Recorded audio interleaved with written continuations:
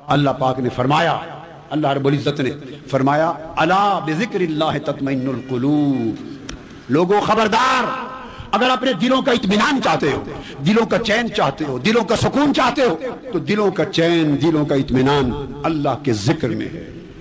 جب یہ بات ہو گئی تو اس کی تفسیر پھر پوچھی کہ دلوں کا ذکر کیا ہے؟ اللہ کا ذکر، الا بذکر اللہ تطمئن القلوب، خبردار آگاہ ہو جاؤ، دلوں کا اطمینان اللہ کے ذکر میں ہے۔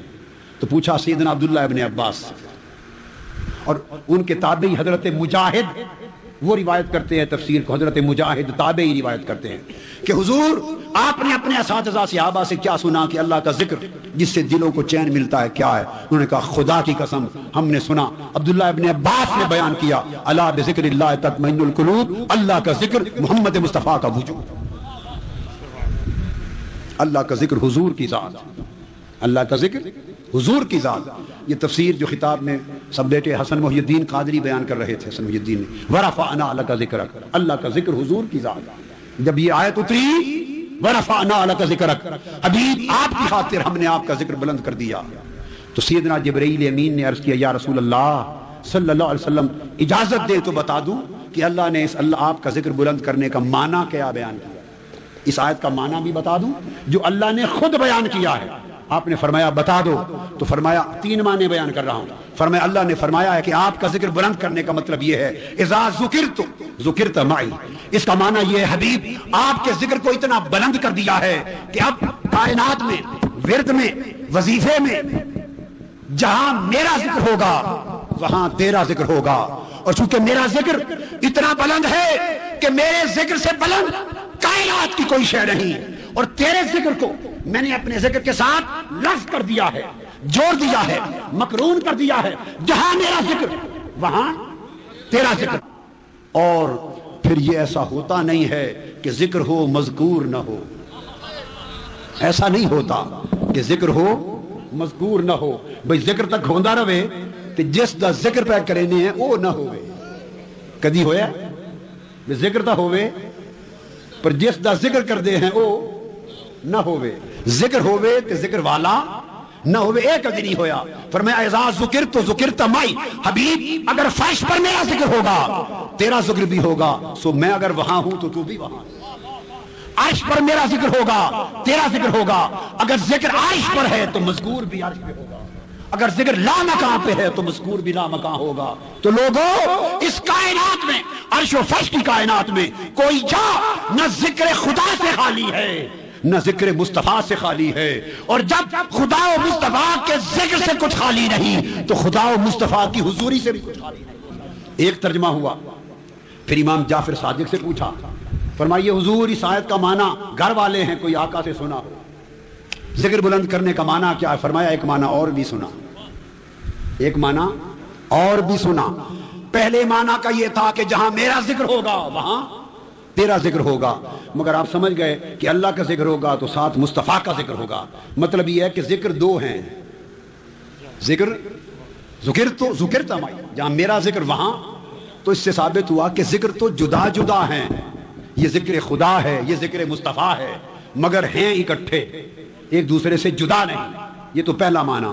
سیدنا امام جعفر صادق نے دوسرا معنی ایک درجہ اونچا چلے گئے، جو حضور سے سنا، جو گھر سے ملا، اندر کے رازوں سے ملا، تو امام جعفر صادق فرماتے ہیں اے جعلت ذکرک من ذکری، رفعت ورفعنا لک ذکرک، اے جعلت ذکرک من ذکری، حبیب پہلے درجے میں تو یہ تھا کہ جو میرا ذکر کرے گا وہ اس وقت تک قبول نہیں ہوگا جب تک میرے ساتھ میرے مصطفیٰ کا ذکر نہ ہوگا۔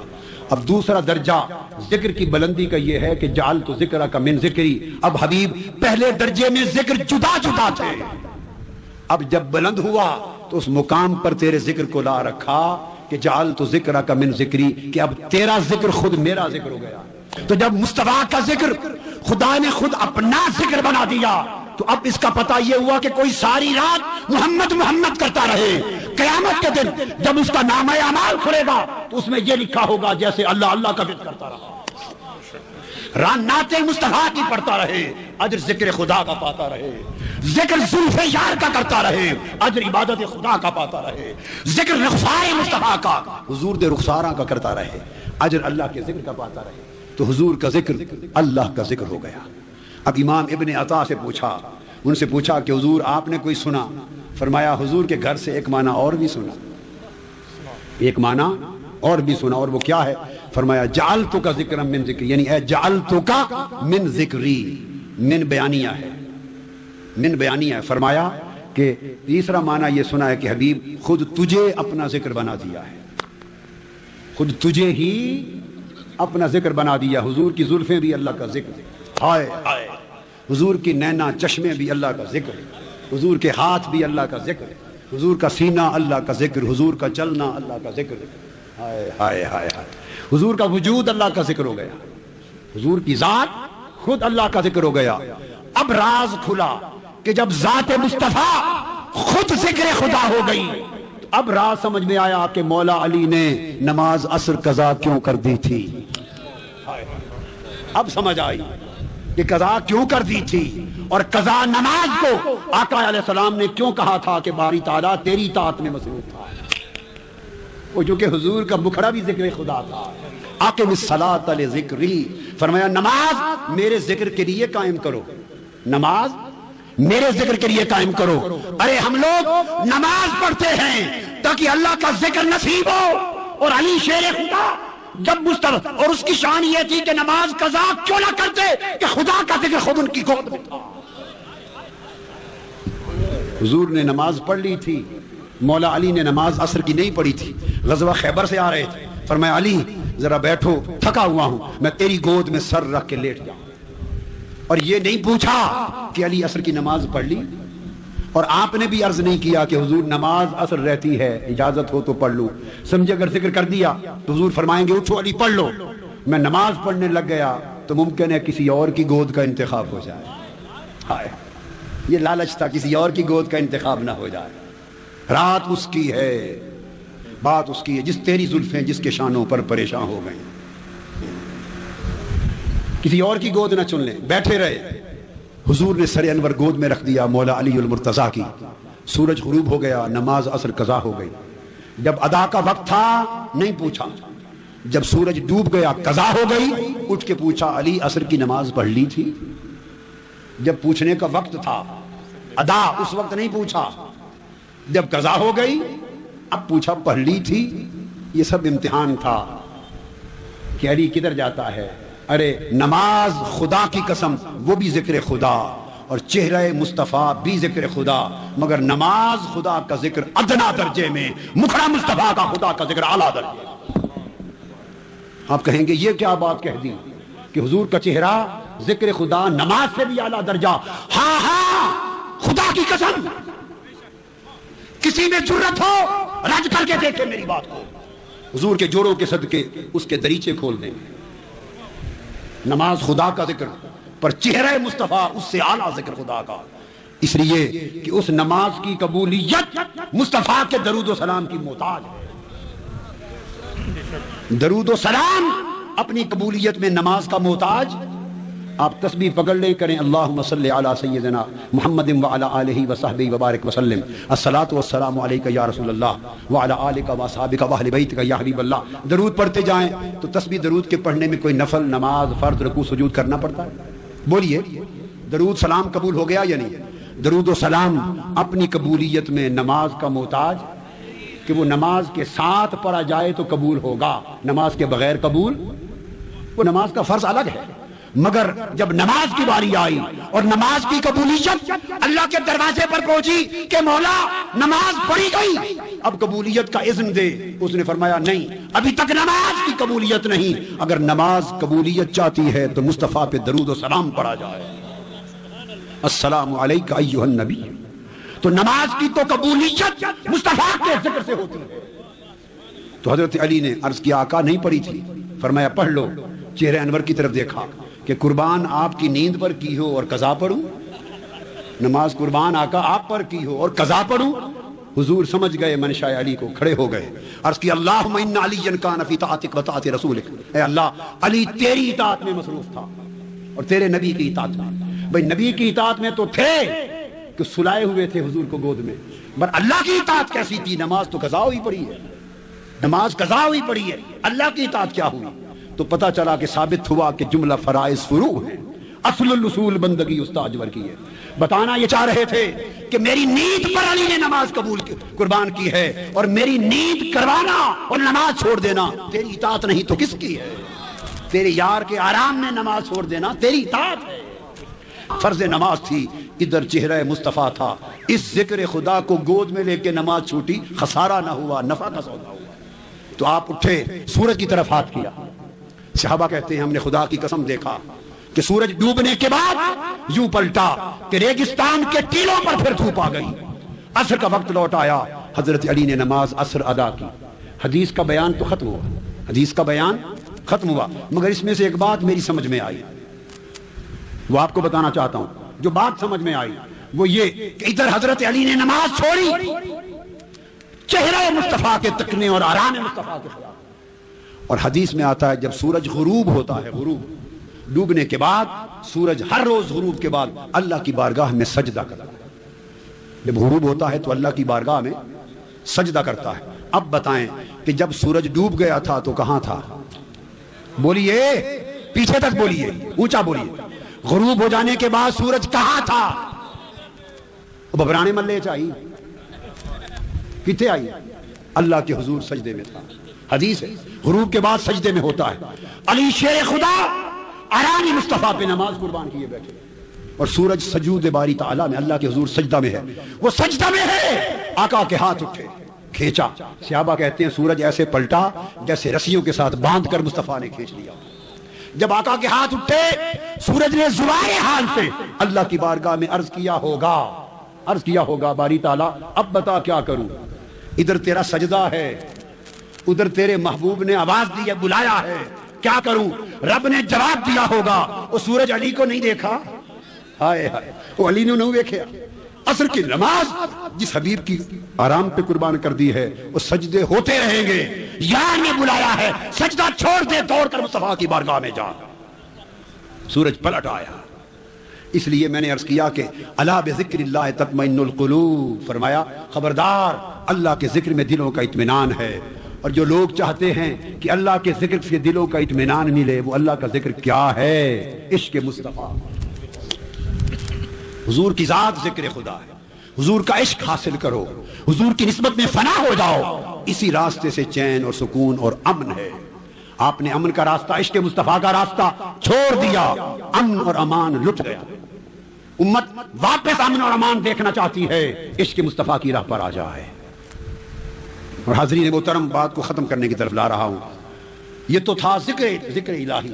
پھر فرمایا اللہ نور السماوات والارض مثل نورہ، اللہ آسمانوں اور زمینوں کا نور ہے. اور اللہ نے خود فرمایا مثل نورہ، اس کے نور کی مثال ایسے ہے جیسے تاکدان اور چراغ. آگے تفصیل بیان کی، نور علی نور. نقطہ سمجھے، ذکر اپنا کیا، فرمایا اللہ نور السماوات والارض، اللہ آسمانوں اور زمینوں کا نور، منور. ذکر اپنا کیا. اور یہ نہیں فرمایا مثلہ کہ اللہ کی مثال ایسی ہے، نہ، فرمایا اللہ نور ہے آسمانوں زمینوں کا، مثل نور ہی، اور اس کے نور کی مثال ایسی ہے. حضرت عبداللہ ابن عباس سے پوچھا، آج کا سارا بیان تفسیر عبداللہ ابن عباس ہو گیا. پوچھا حضرت عبداللہ ابن عباس سے کہ اللہ کا نور کیا ہے؟ فرمایا ہوا محمد الرسول اللہ. اللہ اللہ ہے، حضور اللہ نہیں پر نور اللہ ہے. اللہ کا نور مصطفیٰ ہے. تو لوگوں، ذکر اللہ محمد مصطفیٰ، نور اللہ محمد مصطفیٰ، حبل اللہ محمد مصطفیٰ، صراط اللہ محمد مصطفیٰ، نعمت اللہ محمد مصطفیٰ، اور ساری نسبتیں محمد مصطفیٰ. سو میں وجدان سے کہتا ہوں وجہ اللہ محمد مصطفیٰ، وجہ اللہ محمد مصطفیٰ. مصطفیٰ خدا کا مکھڑا دیکھنا چاہتے ہو، محمد مصطفیٰ کو تک لو. وجہ اللہ محمد مصطفیٰ، رضا اللہ محمد مصطفیٰ، عطا اللہ محمد مصطفیٰ، محبت اللہ محمد مصطفیٰ، قربت اللہ محمد مصطفیٰ، بیعت اللہ محمد مصطفیٰ، امر اللہ محمد مصطفیٰ. بس ایک یاد رکھ لو، محمد اللہ نہیں، باقی سب کچھ محمد ہے. اور یہ جو کچھ ایمان محمد ہے، اسلام محمد ہے، خدا کی قسم قرآن محمد ہے۔ لفظوں میں قرآن دیکھو تو کتاب ہے، معنی میں قرآن دیکھو تو ذات مصطفیٰ ہے۔ قرآن محمد ہے، اسلام محمد ہے، ارے کعبہ محمد ہے، رضوان محمد ہے، اصل ایمان سب محمد مصطفیٰ، بقایا جو کچھ ہے محمد کی خیرات ہے، بقایا جو کچھ ہے محمد مصطفیٰ کا صدقہ ہے۔ ارے ہم جو مسلمان بنے بیٹھے ہیں یہ خیرات ہے مصطفیٰ کے قدموں کی، یہ جو کعبہ بنا بیٹھا ہے یہ خیرات ہے مصطفیٰ کے چہرے کی۔ ارے مصطفیٰ کا چہرہ ادھر سے پھر گیا تھا، خدا کی قسم بنایا ہوا گھر ابراہیم کا تھا، مگر 18 مہینے تک یہ کعبہ نہ رہا، 18 مہینے تک یہ کعبہ، کعبۃ اللہ سنیں، کعبۃ اللہ نام ہے، کعبۃ اللہ نام کیا ہے؟ کعبۃ اللہ، اور وجہ محمد، حضور کا چہرہ ہٹ گیا، 18 مہینے کعبۃ اللہ نہ رہا۔ باری تعالیٰ نسبت تیری طرف ہے، تیرا کعبہ ہے، کعبۃ اللہ تیرا کعبہ ہے، اور بات کیا 18 مہینے حضور کا چہرہ بیت المقدس کی طرف رہا ہجرت کے بعد، تو یہ کعبۃ اللہ ہی نہ رہا، کعبۃ اللہ ہی نہ رہا۔ تو باری تعالیٰ پھر کعبۃ اللہ دوبارہ کب بنا؟ فرمایا قد نرى تقلب وجهك في السماء فلنولينك قبلة ترضاها۔ 18 مہینوں کے ہجر اور فراق کے بعد اس کعبے کو پھر یار کا مکھڑا ملا، ہائے ہائے ہائے، 18 مہینوں کی جدائی کے بعد کعبۃ اللہ ترستا رہا، کعبۃ اللہ نہ رہا، ہائے ہائے، کعبۃ اللہ نہ رہا، یار کا مکھڑا پھر گیا، ارے کعبہ کعبۃ اللہ نہ رہا۔ 18 مہینے کے بعد منشاء یار آیا، اذن سے پھر مکھڑا پھیر لیا، تو جس دن حضور نے چہرہ پھیرا 1.5 سال کے بعد یہی گھر پھر کعبۃ اللہ بن گیا۔ ارے خدا کا کعبہ اگر مصطفیٰ کے مکھڑے کے بغیر کعبہ نہیں رہتا تو بقایا بچتا کیا ہے؟ ارے خدا کا کعبہ گھر مصطفیٰ کے چہرے کے بغیر قبلہ نہیں رہتا تو بقایا بچتا کیا ہے؟